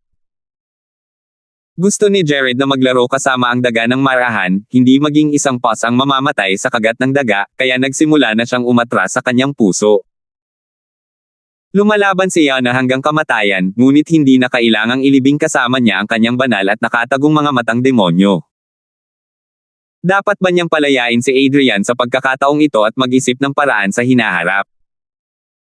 Habang iniisip si Adrian, biglang naramdaman ni Jared na may mali. Parang may nakaligtaan siya. Bago pa niya matapos ang kanyang iniisip, isang kidlat ang dumaan sa madilim na espasyo, at ang dalawang super pillfire bomb ay sumabog na sa paligid niya. Pinunit ng malakas na alon ang bitek-bitek na kadiliman at itinulak ang katawan ni Richard gawain paarap. Sus Mariosep. Umungol si Jared, mabilis na umiikot ang kanyang mga mata. Wala siyang pakialam kay Terence sa ngayon habang inaatake niya si Yana gamit ang kanyang spirit sense ng walang pagpipigil. Gayunpaman, si Yana ay nagbago na at naging ibang tao. Ang kanyang espiritual na dagat ay parang isang pader na bakal, at walang paraan upang atakihin siya. At ang atake ni Yana ay muling dumating sa harap ni Jared. Sa pagmamadali, tanging ang nagawa lang ni Jared ay ang pag-cross ng kanyang mga braso at pagharang sa atake ni Yana. May malakas na kalabog. Ang banggaan sa pagitan ng dalawa ay mas matindi pa kaysa sa super alchemy bomb ni Terence. Tinamaan si Jared ng shockwave at lumipad. Dumura siya ng dugo, ang kanyang mga mata ay puno ng gulat. Hindi lang iyon, pati ang kanyang mga braso ay nanlalambot. Tila nabali ang kanyang mga buto at litid, at siya ay malubhang na sugatan. Mabilis na hamupa ang kadiliman, at sa isang kisap mata, naibalik ang orihinal na malinaw na tanawin. Ginamit ni Terence ang kanyang sentido espiritual para suriin at natagpuan niya si Boris na nakahandusay sa lupa. Ngunit walang oras si Terence para tingnan ang kalagayan ni Boris. Ginamit niya ang kanyang teknik sa pagtakas gamit ang kidlat at agad na nakalapit kay Jared. Ang hugis dragon na 5 elementong killing aura at ang thunder burial ay ginamit ng sabay. Gusto niyang samantalahin ang mahinang estado para patayin si Jared. Hindi niya inaasahan na mas mabilis pa pala si Yana. Naging parang sinag ito ng liwanag at sumuntok ng mabilis bago pa man magawa ni Terence, tinutok ang ulo nito. Gamit ang kasalukuyang kapangyarihang atake ni Yana, kapag tumama ito, tiyak na sasabog ang ulo ni Jared na parang pakwan. Nagmamadaling inikot ni Jared ang kanyang katawan, iniwasan ang ulo ngunit hindi ang balikat. Nabasag ng suntok ni Yana ang kalahati ng balikat ni Jared. Isang katlo na lang ng braso niya ang natira, at mukhang labis siyang kawawa. Baliw na babae. Kung gusto mong mamatay, mamatay ka ng mag-isa, huwag kang humadlang sa daan ko. Umungol sa galit si Jared at dumura ng dugo. Nakita ni Terence ang pagkakataon at sinundan ito ng isang atake. Ang Hugis Dragon na hangarin sa pagpatay ng 5 elemento ay umugong at ang Thunder Burial ay nagdala ng isang talon ng kidlat pababa mula sa 9 na langit na parang Milky Way na bumabalot sa buong lugar sa paligid ni Jared. Kumislap ang mga mata ni Jared sa kalupitan habang sinunog niya ang kanyang Essence Spirit upang pansamantalang dagdagan ang kanyang lakas. Pagkatapos ay mabilis siyang umatras. Tinamaan nga siya ng atake ni Terence, pero hindi naman ito gaanong napinsala. Karamihan ay naharang. Kumislap ang katawan ni Yana, madaling nalagpasan ang mga atake ni Terence at muling lumitaw sa harap ni Jared. Sa pagkakataong ito, halos sabay na umatake sina Yana at Jared, nagbabanggaan ang kanilang mga kamao sa ere. Muling sumiklab ang marahas na pagbabago-bago na nagpalipad kay Terence. Nabali na naman ang buo na braso ni Jared, at bumulwak ang dugo mula sa kanyang bibig na parang nakawala. Hindi rin nagkakasiyahan si Yana. Nakalaylay din ang braso niya sa tagiliran niya, at mukhang wala siyang nakuhang kalamangan. Ate Yana, ayos ka lang ba? Tanong ni Terence, habang naglalaan ng ilang sandali para ipakita ang kanyang pag-aalala. Hindi siya sigurado kung ang taong ito ay si Yana pa rin. Ayos lang ako. Huwag mong hayaang makatakas si Jared. Bahagyang umugoy ang katawan ni Yana habang nagsasalita siya, pagkatapos ay sumugod siyang muli. Mabilis na sumunod si Terence. Malaking problema si Jared hanggat hindi pa siya patay. Pinakamabuting patayin siya ng sabay-sabay sa tulong ni Yana. 6,680.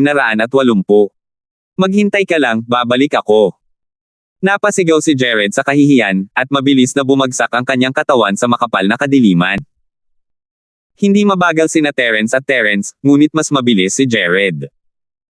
Hindi nila siya mahanap kahit napapahinto na sana nila siya. Adrian Lay, tumigil ka sa pagtingin. Ang paraan ni Chi gawain para magligtas ng buhay ay napakalakas. Dahil gusto niyang makatakas, hindi mo siya maaabutan. Binawi ni Yana ang kanyang umaataking braso. Mas lalong nanginig ang kanyang katawan, at hindi niya napigil ang bumagsak sa lupa. Ate Yana, ayos ka lang ba? Bilasan mo at inumin mo ang gamot para gumaling ang mga sugat mo. Humakbang si Terence at kumuha ng isang bote ng jade na naglalaman ng kanyang pinakamabisang gamot.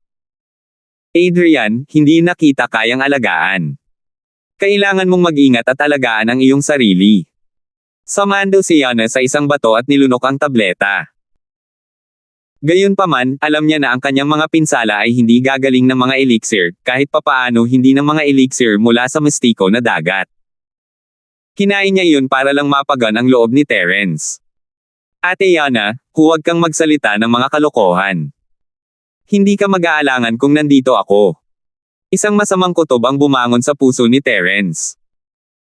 Mabilis niyang kinuha ang pulso ni Yana at sinimulang gamitin ang sining ng Dragon Mastery na nagpapadala ng chi sa katawan nito. Mabilis na gumagaling ang nasugatang braso ni Yana dahil sa pinagsamang epekto ng tableta at ng purong chi ni Terence. Sa kasamaang palad, ang kanyang aura ay humihina ng humihina, at ang kanyang espiritu ay lalong nawawala ng sigla. Adrian, hindi mo kailangang sayangin ang tunay mong chi. Makinig ka sa akin. Marahang bumantong hininga si Yana, ang kanyang boses ay naging mahina at mahina. Ate Yana, huwag kang magsalita ng kahit ano. Gagalingin kita. Umiling si Terence. Habang patuloy niyang ginagamit ang kanyang chi, naisip niya kung paano niya may iligtas si Yana. Masasabi ni Terence na hindi lang ang katawan niya ang nasugatan, walang-wala ang mga pisikal na pinsala kumpara doon. Hindi ako mapapagaling, Adrian. Hindi talaga ako maituturing na kapatid mo na si Yana. Dapat sabihin na ang kanyang kamalayan ay sumanib na sa akin. Ako ay orihinal na isang sirang sinaunang espirito, ngunit dahil ang katawan ni Yana ay lubos na tugma sa akin, kinailangan kong manirahan sa kanyang katawan. Pinilit ni Yana na ngumiti at dahan-daang nagpaliwanag. Naghahanda ka bang angkinin ako? May mga hula si Terence, pero hindi siya masyadong nagulat. Isa lamang akong sirang primordial spirit, kaya hindi ko pa siya maaaring angkinan. Inaalagaan ko lang ang aking sarili sa katawan ni Yana, at pagkatapos ay unti-unting sama-sama sa kanyang primordial spirit nang hindi niya nalalaman. Kung magiging maayos ang lahat, magiging isa kami. Mapapanatili niya ang kanyang kamalayan at mga iniisip, at makakakuha ako ng isang bagong buhay sa pamamagitan niya. Ang bagong primordial spirit pagkatapos ng pagsasanib ay mananatili pa rin sa ilalim ng kanyang kontrol. Hindi niya malalaman ang tungkol sa aking pag-iral. Bibigyan ko lang siya ng mas malakas na primordial spirit at lakas, pati na rin ang ilang mga mana na hindi niya maipaliwanag. Nakakalungkot na nangyari ito bago pa ako makapagsanib sa kanya. Muling bumantong hininga si Yana, dala ang matinding panghihinayang at kawalan ng pag-ayon. Naguguluhan ang sinaunang espiritu ni Yana dahil gusto kanyang iligtas. Mapipilitin lang akong sumanib sa kanya, kung hindi, pipilitin niya ang sarili niyang mamatay. Sa huli, hindi pa rin ako kayang tapatan ng mga nakatagong mata ng mga banal na demonyo kahit napilit ko na silang pinagsasama. Hindi alam ni Terence ang sasabihin, hindi niya alam na kinailangang gumawa ng napakalaking sakripisyo si Yana para lang manhid si Jared. Base sa sitwasyon ngayon lang, hindi naman mali ang pinili ni Terence. Ang mali ay hindi niya alam na may kakayahan pala si Yana na baguhin ang sitwasyon. Nakita mo na ang nangyari pagkatapos noon. Sinunog ni Yana ang kanyang primordial spirit at tuluyang sumuko sa kanyang kamalayan upang pilit na itulak ang proseso ng pagsasanib. Kinontrol ko ang lahat, at para hindi siya mabaigo at makakuha ng malakas na combat power sa maikling panahon, ang tanging kaya ko lang gawin ay sunugin ang aking remnant soul. Pababa ng pababa ang boses ni Yana, at ang puso ni Terence ay napuno ng kalungkutan. Ang babaeng ito, na itinuring niyang kapatid, ay may dalawang kaluluwa sa katawan nito. Gayunpaman, upang mailigtas siya, sinunog ng dalawang kaluluwang ito ang kanilang mga sarili, at wala siyang paraan upang pigilan sila. Biglang naalala ni Terence na mayroon pa siyang spirit accumulation pill. Isa itong Pildores na gawa sa spirit sense fruit, halos kasing level 2 nanograms mystic class. Makakatulong ito sa paglinang ng spirit at spirit. Inilabas ni Terence ang mga ito at inilagay lahat sa bibig ni Yana, kahit wala siyang pakialam kung ilan ang mga ito. Ate Yana, hindi ka maaaring malagay sa alanganin. Tiyak na hahanap ako ng paraan para iligtas ka. Wala nang pakialam si Terence kung ito man ang Yana na kilala niya o hindi, napagdesisyonan na niya na kapatid niya ito. Natunaw ang Pildores para sa akumulasyon ng espiritu sa kanyang bibig, at nagising ang diwa ni Yana. Nagliwanag din ang kanyang mga mata. Adrian, ang iyong Pildores ay kamangha-mangha. Malaking tulong ito sa sinaunang espiritu. Kung dati pa ito, magiging epektibo sana ito sa akin. Sa kasamaang palad, wala na itong silbi ngayon. Naglaho na ang kamalayan ni Yana, at ang ating mga kaluluwang pilit na nagsanib ay nagdurugtong din. Hindi mo kailangang malungkot. Bagamat hindi ako si Yana, nasa akin ang kanyang mga alaala at emosyon. Alam kong lubos siyang nagpapasalamat sa iyo, ang kanyang kapatid. Umaasa siya na mabubuhay ka ng maayos at mabubuhay muli ang grupong mersenaryo ng Sierra. Kung buhay pa si Sander, dapat mo siyang hanapin. Kung may iligtas si Jared, dapat kang humanap ng paraan para mailigtas siya. Kung hindi mo talaga kaya, unahin mo na lang ang sarili mo at huwag kang sumugal. Patuloy na naglakad si Yana habang unti-unting nanlalabo ang kanyang mga mata. Halata na hindi magtatagal ang epekto ng Pildores para sa pag-iipon ng espiritu. Sister Yana, sandali lang. Sama-sama nating buhayin ang grupong mersenaryo ng Sierra. Kung wala ka, walang kinalaman sa akin ang grupong mersenaryo ng Sierra, kaya dapat kang maghintay. Tama, nasa akin pa rin ang likidong nagpapatatag ng kaluluwa ng Black Sea. Biglang naisip ni Terence si Wangba, at ang likidong nagyayelong kaluluwa sa Black Sea ay pumasok din sa isip niya. Ang likidong nagpapatatag ng kaluluwa ng Black Sea ay lubos na nakatulong sa pagbagsak ng sinaunang espiritu. Gayunpaman, nang ilabas niya ang likidong nagpapatatag ng kaluluwa ng Black Sea, siya ay tinanggihan ni Yana. Adrian. Huwag mong sayangin. Maganda ang likidong pampalapot ng kaluluwa ng Black Sea, pero alam ko ang sarili kong sitwasyon. Wala nang silbi pa ngayon, kaya makinig ka sa akin ng mabuti at itigil mo na ang pag-aaksaya ng oras at kayamanan.